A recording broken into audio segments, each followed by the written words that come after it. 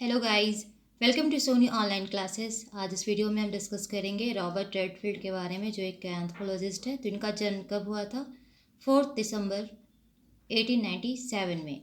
And कहाँ? तो Chicago में जन्म लिए थे। इनके जो फादर थे वो शिकागो में एक सुप्रसिद्ध न्यायविद थे। इनका जो प्राइमरी जो एजुकेशन है वो शिकागो यूनिवर्सिटी के अधीन सिस्टम स्कूल में ही हुआ था। एंड 1920 में इन्हें शिकागो विश्वविद्यालय से कानून की उपाधि प्रदान की गई थी। 1923 में इन्हें मैक्सिको जाने का अपॉर्चुनिटी इन्हें मिला था।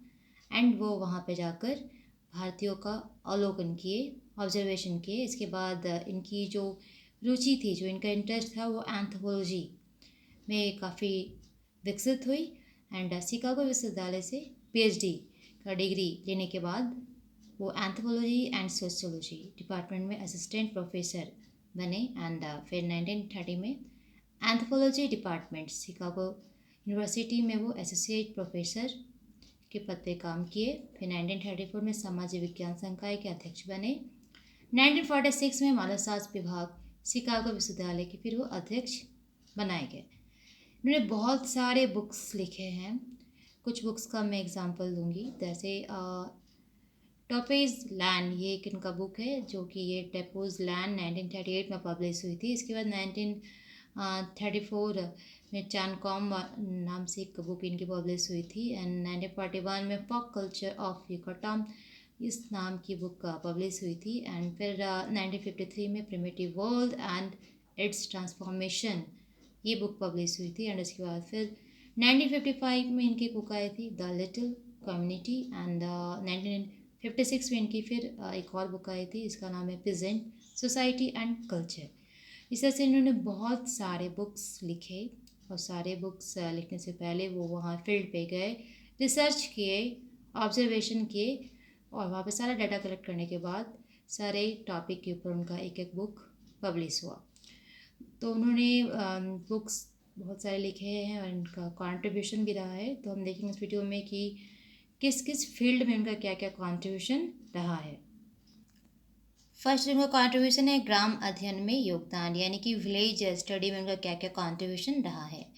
सेकेंड जो वर्ल्ड वॉर हुआ था उसके बाद अमेरिकन जितने भी एंथ्रोपोलॉजिस्ट थे उनके द्वारा ट्राइबल जो स्टडी है से हट कर उनका ध्यान विलेज स्टडी की ओर अट्रैक्ट हो गया था, वो केंद्रित कर लिए थे।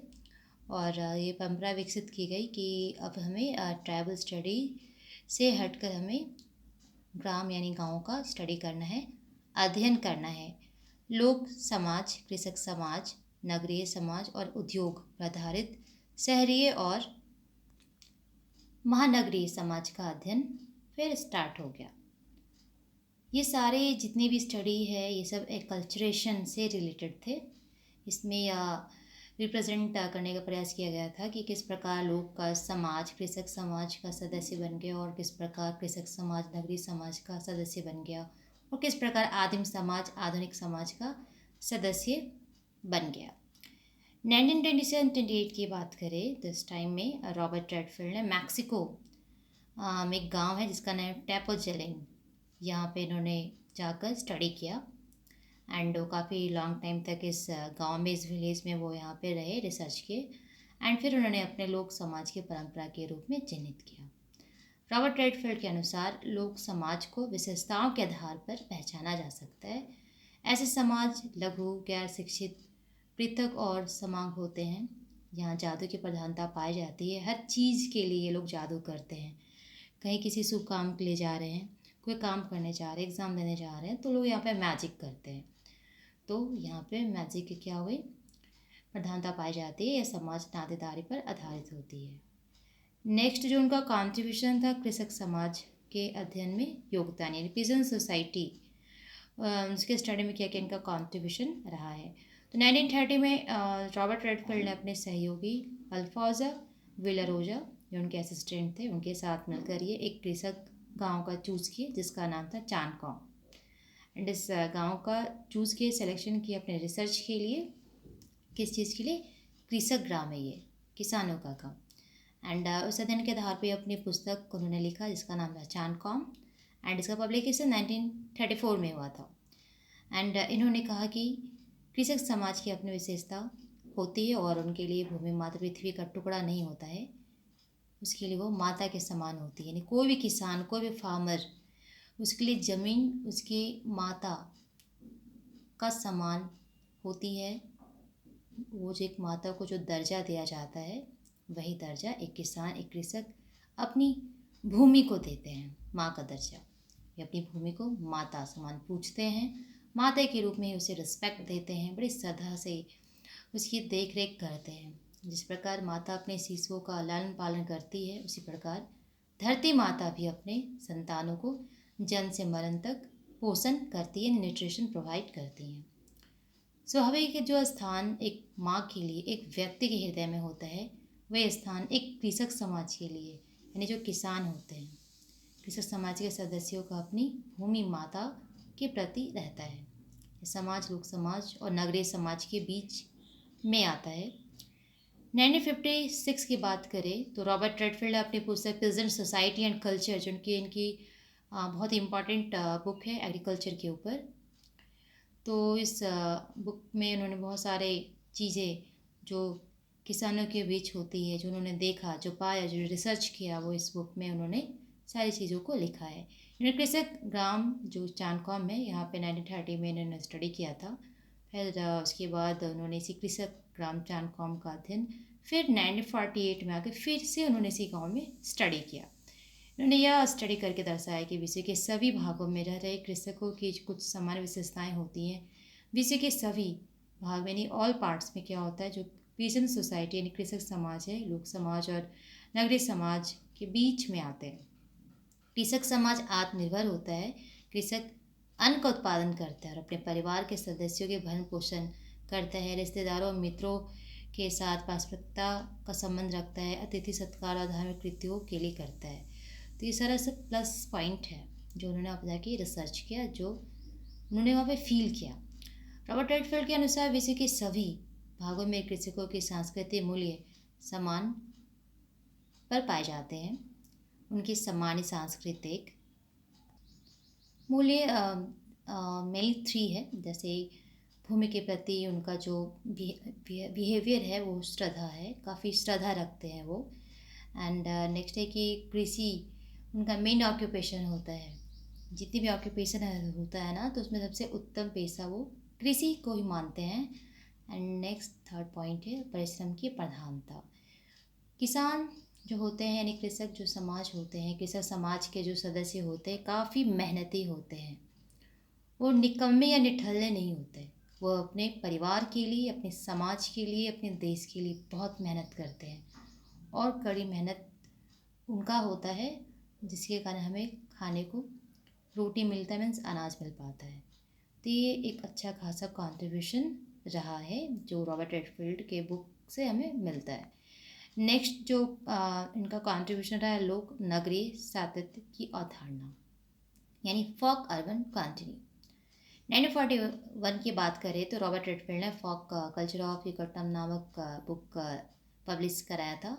एंड इस बुक में 4 टाइप्स के उन्होंने कंपैरिजन दिया था स्टडी करके। एक का ये बुक उस पर ही है, आधारित है। उन्होंने सभी 4 समाजों का चयन किया, जैसे मैक्सिको के युकाटन राज्य उन्होंने सेलेक्ट किया था, और इस अध्ययन में इन्होंने तुस्की, चांदकॉम, दिज, तास, मरीदा, ये सब लोक समाज, कृषक समाज और उपनगरीय समाज और नगरीय समाज को रिप्रेजेंट करते हैं। तो ये 4 टाइप्स के सोसाइटी उन्होंने अपनी इस बुक में चूज़ किया, ताकि वो बता सकते थे कि फॉक अर्बन कंटिन्यूम क्या है।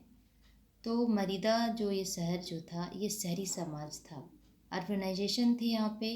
एंड दीज ताज जो थी वो नगरीय समाज थी, चांदकॉम वो कृषक समाज थी, और तुस्की वो लोक समाज था। तो ये चारों सोसाइटी का उन्होंने स्टडी किया एंड फिर उनका एक कंसेप्ट है फॉक अर्बन कंटिन्यू। लोक समाज तुस्की को ध्रुव के एक छोर पर और नगरीय समाज मरीदा को ध्रुव के दूसरी ओर छोर पर रखा। इन दोनों समाजों को कुछ ध्रुवीय अपोजिट आदर्श प्रकार मानकर लोग नगरीय सातत्य की अवधारणा का उन्होंने विकास किया।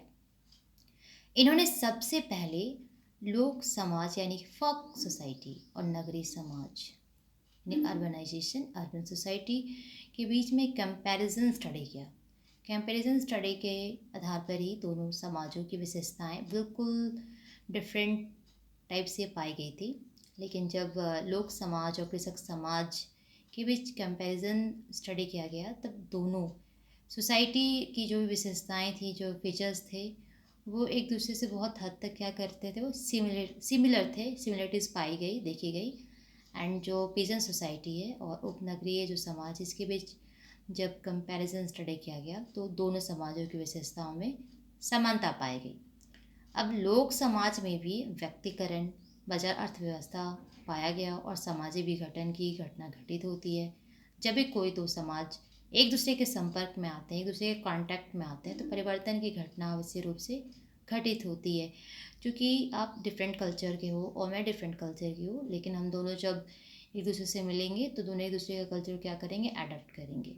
तो इस तरह से कल्चर का क्या हो जाता है, एक्सचेंज हो जाता है।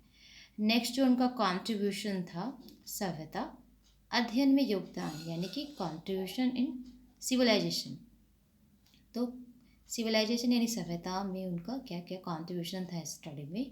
रॉबर्ट रेडफील्ड ने अपनी जो बुक थिंकिंग अबाउट सिविलाइजेशन, जो कि 1955 में पब्लिश हुई थी, ये कंसेप्ट दिया था उन्होंने, सभ्यता अध्ययन में योगदान कर कर। इन्होंने सभ्यता को संरचना और धार्मिक दृष्टि से उसे डिफाइन करने का ट्राई किया था। इनके अनुसार जो स्ट्रक्चर है ना, यानी संरचना की दृष्टि से सभ्यता कृषक समाज के साथ स्पेशलिस्ट की जटिल संरचना होती है।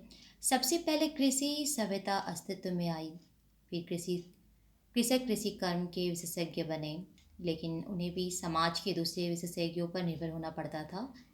कृषक, पुजारी, बढ़ई, लोहार, कुम्हार जैसे विशेषज्ञों पर निर्भर रहते थे। इनके बीच सेवा और वस्तु का विनिमय होता था।